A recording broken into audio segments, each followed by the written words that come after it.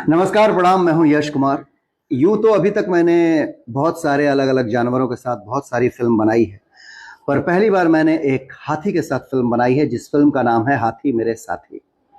जी हाँ, जानवरों के साथ फ़िल्म करने का एक अलग अनुभव, एक अलग आनंद होता है। भावनाओं से, दिल से जुड़ जाती हैं वो फ़िल्में। सो मैं बात कर रहा हूँ अपनी फ़िल्म हाथी मेरे साथी की।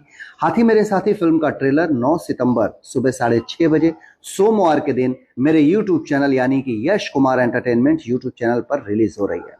आप सभी से आग्रह है, आप सभी से निवेदन है कि हाथी मेरे साथी फ़िल्म के ट्रेलर को ज़रूर देखिएगा, इस ट्रेलर को शेयर कीजिएगा और फ़िल्म बहुत जल्दी आपके नज़दीकी सिनेमाघरों में रिलीज हो रही है। इसे सिनेमा घर में जाकर के देखिएगा, अपना प्यार, अपना आशीर्वाद दीजिएगा, क्योंकि आप सबका आशीर्वाद ही हमें अच्छी-अच्छी फ़िल्म बनाने के लिए प्रेरित करेगा। सो प्यार, अपना आशीर्वाद दीजिएगा और 9 सितंबर सुबह 6:30 बजे ट्रेलर ज़रूर देखिएगा। Thank you.